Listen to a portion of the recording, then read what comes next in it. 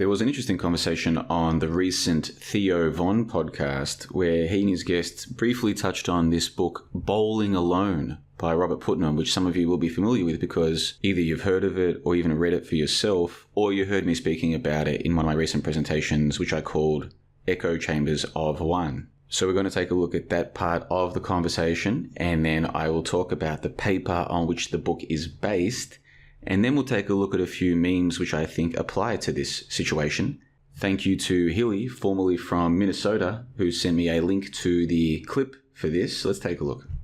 And even just men getting together to like take a walk together, think together, you know, spend time together. It's like, how do we start to build those new things? Yeah. And also some of that is like the cycle has changed. You know, a lot of our energy came from wars and stuff, you know, and there were a lot more bowling leagues. There's a book, it's called Bowling Alone, maybe? Yep, Robert Putnam. Yeah. All about what he calls social capital, which is basically just this connection and community and how important that is for people. And he talks about the decline of bowling leagues, which are basically just structures through which to have this solidarity, right? Yeah, it's just hiding from your wife for an hour and you and your buddy. So I'll just pause them there. So this book, Bowling Alone, lots of people have heard of it. I doubt many people have read it. Theo Von goes on to talk about how bowling leagues or just these kinds of activities are, as he says, an excuse to get away from the wife.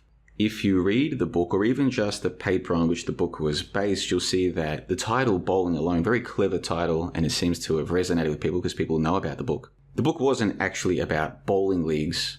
That was just one example that Robert Putnam was looking at to do with the decline in social capital, the decline in people hanging out with other humans. And he wrote his paper back in 1995 and then the book in 2000. This was before the internet had taken hold the way that it has now. So we'll come back and take a look at some more of this conversation between Theo and his guest. Before we get to that, I'm going to link to you in the comment section below. The pinned comment will include a link to this. This was the original paper that was published in early 1995 that eventually led to the book Bowling Alone. This is just an 11-page paper. Anybody could read it in not very much time at all. If you're interested in the changes that have taken place in society in our lifetimes and the trends and where those trends seem to be going, this is a fascinating read because it's from 30 years ago and the trends that Robert Putnam and other sociologists or social researchers were looking into. They could see a trend that was emerging that was not going to be healthy for mental health on the micro or on the macro, or for our communities more broadly. But they had no idea what was coming. None. But we do, because we can see it with our eyeballs. So I was talking about this on Echo Chambers of One, which is about a 50-minute presentation, video and audio. It's available as both a video on YouTube and as an MP3 via Podbean.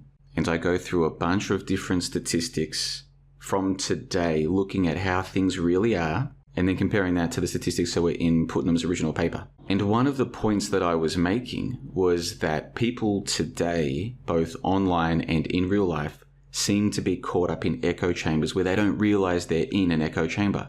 Especially those of us in this corner of the internet who might not realize that these different entities that we're mixing with on Discords or Telegrams or Twitter or what have you, they might be literal bots. And then even the humans, the real, the organic people, they might be parroting stuff that was given to them by bots or reinforced by bots. And I think this is one of the reasons why some people who otherwise seem intelligent, thoughtful, they're still today, after 10 years, parroting and repeating nonsense that was debunked literally the best part of a decade ago. I've got this meme here that I think is relevant. You've got a bunch of normies over here and they're thinking, maybe I should look into this. Did the government lie? They're starting to wonder. And you've got these seemingly crazy people saying school was designed to dumb down the masses and to make people conformist. And this is openly admitted. Ancient history is a recent fabrication. You can verify this for yourself by tracing the supposed sources. The holotype specimen of so-called dinosaurs look like logs and stones because they are logs and stones, and so forth. But then you've got this guy over on the corner and he thinks, I need to fix this situation up. Too much is being shared here. So suddenly, who enters the scene? Then you get this herp derp character. Oh, also, the earth is flat. Why don't pilots tip the noses of the planes, Water can't stick to a bowl. Brad Pitt is a woman. Angelina Jolie is a man. Look at their faces. Look at these red triangles. It's so obvious. You just need to watch more YouTube videos. I'll send you a link. Well, quite understandably, the normies who were starting to question things and they were somewhat open-minded, they're thinking, this is just silly. You guys are nuts. But not this guy. Seem true to me.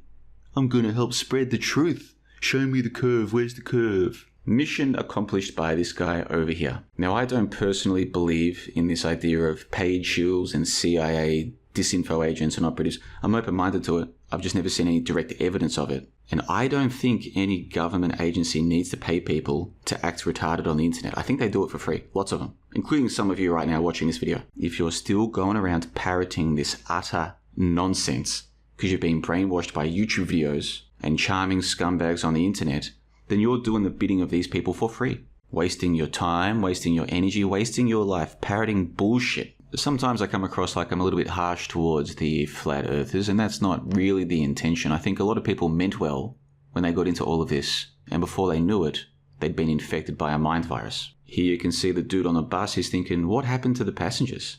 And he's realizing there's something not right here. But by this stage, it's too late. He's on a non-stop journey into FE mind virus. I was there back in 2015, folks. I remember it was fun. It was exciting. Hey, we're starting to realize we don't actually have the strong evidence that we're on a giant spinning ball hurtling through the infinite vastness of space.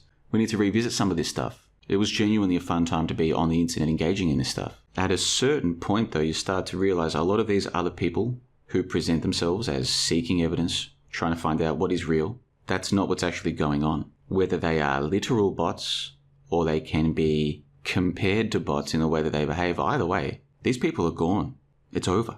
I recently published the latest JLB clip show via the free JLB Patreon, so it's free to join. Doesn't cost a cent. You just need a Patreon account, which is also free to create. This is easily the longest, most detailed and dynamic episode of the series so far. Some of the clips I played come from people like Greg Carwood of the High Side Chats, Quantum of Conscience, Tim Osman, Realize Radio, TruthMeetsFakeologist.com. One of the main topics that I looked at using clips from different people was the costs and benefits of so-called truth research. If you have any interest in the alternative or conspiracy or truth realm, the X realm as I call it, I think you'll enjoy this show. You can download it or stream it. Like I said, all you need to do is join the free JLB Patreon. I'll link to that in the comment section below. If you haven't seen it yet, I do recommend you check out Echo Chambers of One, available as both a video and an audio, absolutely for free. It took me many hours to put that together, and I'm quite proud of it. Now, we got onto this because I was talking about bowling alone and some of the statistics that he cited in his paper and then later on in his book and how they compare to statistics for today. For example, according to the surveys today, the majority of Americans, and I'm guessing this applies to Australians as well, the majority have not spent so much as an evening with their neighbours in the past year, according to these surveys. Back in Robert Putnam's day, the majority of people had seen their neighbours one or more times. They'd spent an evening with their neighbours one or more times in the previous year. But even by then he could see a problem because it was dropping from like the 70s, in the 70% down to the 60s, and he could see this decline that was happening. If only he knew then that by 2025, or the 2020s basically, the majority of people weren't spending any time with their neighbours. And what are they doing instead? I believe they're spending their time in echo chambers online, having stupid ideas repeated to them, repeated, to the point where they actually think it's real now. They're no longer engaged with objective reality. They're lost in their own little minds now, mind virus style. Let's listen to more of this clip from Theo Von chatting with Richard Reeves. But he's calling each other fat, right? But that's what men need sometimes, right? But you can't say to your wife, I'm going out to just hang out with the guys and call each other fat. You have to say, I've got bowling tonight, right? That has to be a thing, right? Yes. I've got darts tonight. So they were just talking about Robert Putnam, and they've transitioned into this chat that supposedly follows on from it. The interesting thing about Robert Putnam's book is it isn't about men needing a space, bowling or otherwise, to get away from the wife. Actually, a lot of Putnam's observations and the surveys he was looking at, the studies he was looking at, were to do with people, even couples. How much time do couples spend with other couples having dinner together? How much time do they spend with their neighbours having dinner or having parties? He also spent a lot of time looking at the different things that women do socially and how those were breaking down as well. And again, that was by the 1990s, before the internet took over the way that it has. So even though these two guys, Theo Von and Richard Reeves, are talking about this from the male perspective or the male angle of where men would socialize and now they don't, it's strange to me that they cite Robert Putnam's book when his book wasn't really about that. It was just called Bowling Alone. That was just one of the examples he was looking at. It's also interesting to me how Theo Von says, oh, there's this book called Bowling Alone. I see this a lot. People are like, oh, there's this book about that. A good example is Bullshit Jobs. I will see people refer to this. Oh, there's that book, Bullshit Jobs. Yeah, have you read it?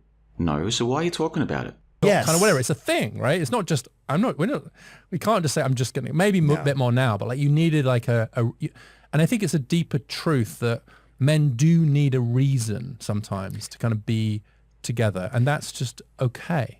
Right. Yeah. Well, yeah. You don't want to tell your wife, yeah, I'm just going to hang, it's like, yeah, I'm going to do something. That's a man thing too, is doing something. Like we're creatures that are supposed to be in action, right? It's like the more sedentary I get, like I just notice that. It's like if I do the next right thing I'm supposed to do, everything goes fine. The second I stand around and think, it's like things get a little weird. Yeah, just a bit of...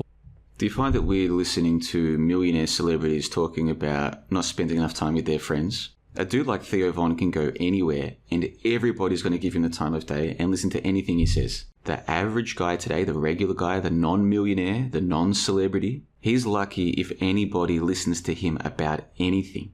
He's practically invisible, which just makes it even easier to fall into these echo chambers online where he thinks he's got his friends. Hey, we've discovered the truth. We've got some important truth.